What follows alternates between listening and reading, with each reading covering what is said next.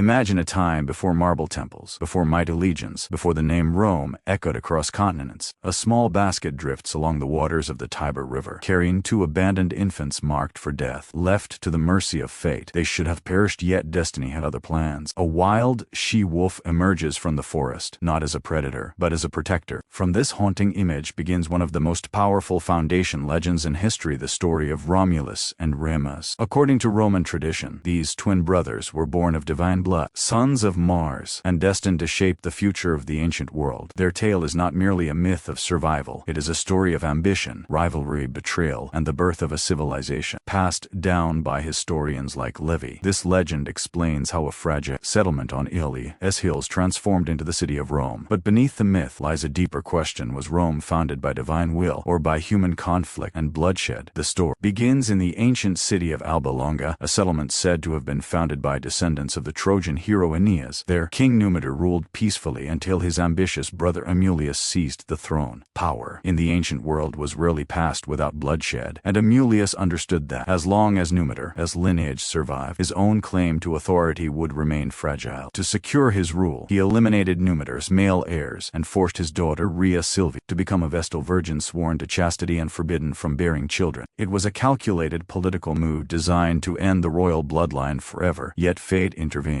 Rhea Silvia claimed that the god Mars visited her, and she gave birth to twin sons Romulus and Remus. Whether divine myth or political symbolism, this claim transformed the twins from ordinary infants into children of destiny. Amulius, fearing prophecy and rebellion, ordered the babies to be killed, but even kings cannot always control destiny, and the attempt to erase the twins would only strengthen the legend that followed on. Instead of executing the infants directly, the servants of Amulius placed the twins in a basket and set them adrift on the waters of the Tiber River. The river, swollen from seasonal floods, carried the basket downstream until it became lodged near the base of the Palatine Hill. In Roman imagination, this was no accident. It was destiny guiding the future founders of a civilization. There, according to legend, a she-wolf discovered the crying babies. Rather than devouring them, she nurtured them, offering milk and warmth. The image of the wolf nursing the twins became one of Rome's most enduring symbols, representing strength, survival, and wild resilience. Eventually, a shepherd named Faustulus found the children and, with his wife Acca Laurentia, raised them as his own. In this humble pastoral setting, the twins grew up unaware of their royal and possibly divine origins. Their survival story shaped Rome's identity, a city born not in luxury, but in hardship, rescued by nature itself and strengthened by adversity. As they grew, Romulus and Remus displayed extraordinary courage and natural leadership. Among shepherd communities, strength meant survival, and the twins excelled in physical contests, hunting, and defending their people from bandits. They gathered loyal companions and quickly became respected figures in the region. Their boldness often led them into conflict, especially against local criminals who preyed upon rural settlements. During one confrontation, Remus was captured and brought before King Amulius, accused of causing unrest. Meanwhile, Romulus organized a rescue. It was during these dramatic events that their true identity began to surface. Faustulus revealed the secret of their birth, explaining the basket, the river, and the royal bloodline. The twins realized they were not merely shepherds, they were heirs to a stolen throne. This discovery transformed their youthful bravery into political purpose. Strength now served justice. The brothers resolved not only to save Remus, but also to overthrow the tyrant who had tried to kill them as infants. United by purpose, Romulus and Remus returned to Alba Longa with their supporters. They moved strategically, rallying those who had grown dissatisfied with Amulius's rule. The confrontation was swift and decisive. In the uprising that followed, Amulius was killed, ending his illegitimate reign. Numitor, their grandfather, was restored to the throne. This act of justice marked the twins' first major political achievement. They had not only reclaimed their heritage, but had demonstrated leadership worthy of kings. Yet rather than remain in Alba Longa, they chose a different path. The area where they had been saved and raised held deeper meaning for them. It symbolized rebirth and destiny. Instead of ruling an old kingdom, they would found a new city, one that reflected their strength, resilience, and ambition. This decision marked the true beginning of Rome's legendary foundation. However, ambition can unite, but it can also divide, especially when two powerful leaders share the same dream. Romulus and Remus agreed to establish a city near the site where the she-wolf had nurtured them, but disagreement quickly emerged. Romulus favored the Palatine Hill, while Remus preferred the Aventine Hill. In Roman culture, divine approval mattered greatly, so they turned to augury, the practice of interpreting the will of the gods through the flight of birds. Remus reportedly saw 6 vultures first, but Romulus claimed to see 12 later. The dispute was not simply about numbers, it was about legitimacy and divine favor. Each brother believed destiny supported him. What began as debate escalated into rivalry. Pride and ambition clouded judgment. Supporters on both sides deepened the divide. This conflict reflected a recurring Roman theme: competition for honor and authority. The decision would determine not just the city's location but its leadership and identity. In that tense moment, Rome's future hung between cooperation and confrontation, between brotherhood and supremacy. As construction began on Romulus's chosen hill, Remus mocked the low defensive walls, perhaps questioning their strength or his brother's authority. In one dramatic version of the legend, Remus leapt over the unfinished walls in defiance. Romulus, enraged, struck him down, declaring that anyone who crossed Rome's walls would suffer the same fate. Whether symbolic or literal, the act marked the first bloodshed of Rome. Fratricide, the killing of a brother, became part of the city's origin story. It was a dark beginning, suggesting that Rome's rise would not be gentle or peaceful. Power demanded sacrifice. Remus's death transformed Romulus from brother to sole founder. It also reinforced a harsh lesson: Rome would stand above personal ties. The story may reflect historical struggles between rival groups merging into one city. In legend, however, it signified destiny fulfilled through tragedy. Rome was born not only through survival but through conflict. With Remus gone, Romulus became the first king of the new city, traditionally founded on April 1. He named it Rome after himself and began organizing its structure. He established political institutions, dividing citizens into tribes and creating a senate of elders to advise him. Recognizing the need for population growth, Romulus reportedly offered asylum to fugitives and outsiders, welcoming them into the city. This policy shaped Rome's character as a place of opportunity and integration, yet challenges remained. The most famous early conflict involved the neighboring Sabines, culminating in the controversial rape of the Sabine women, a mass abduction intended to secure wives for Roman men. Though troubling to modern audiences, the story reflects early struggles for survival and expansion. Under Romulus's leadership, Rome began evolving from scattered huts into an organized community with laws, military structure, and political identity. The legend of Romulus and Remus is more than a dramatic tale. It is a symbolic narrative explaining Rome's values. Divine ancestry through Mars emphasized military strength. Survival against impossible odds symbolized resilience. Fraternal conflict reflected political rivalry and the cost of power. Ancient historians like Livy preserved the story not as simple fantasy but as cultural memory. Archaeological evidence suggests settlements on the Palatine Hill date back to the 8th century BC, aligning loosely with the traditional founding date. Whether entirely mythical or partially historical, the story shaped Roman identity for centuries. The image of the she-wolf nursing the twins became a national emblem, representing endurance and unity born from hardship. Ultimately, the legend teaches that Rome's greatness was rooted in struggle, ambition, and destiny. From abandoned infants to the foundation of Rome, this is the story of how myth and power combined to shape one of history's greatest civilization. As we step back from the legend of Romulus and Remus, we are left with more than just a dramatic tale of abandoned infants and divine destiny. We see the foundation myth of a civilization that would one day rule vast territory, command powerful legions, and shape the course of Western history. The story blends myth and memory, gods and shepherds, prophecy and politics, from the waters of the Tiber River to the hills that would become Rome. This legend explains not only how a city was founded, but what it believed about itself: that it was chosen, resilient, and destined for greatness. Yet the shadow of fraternal conflict reminds us that Rome's strength was born through struggle. Brotherhood turned into rivalry, and ambition demanded sacrifice. Whether historically exact or symbolically powerful, this story shaped Roman identity for centuries. And perhaps that is the true power of the legend. It gave Rome a heroic beginning, a narrative of survival and supremacy. In our next journey, we will explore how this small settlement evolved under its early rulers and how myth gradually transformed into political reality.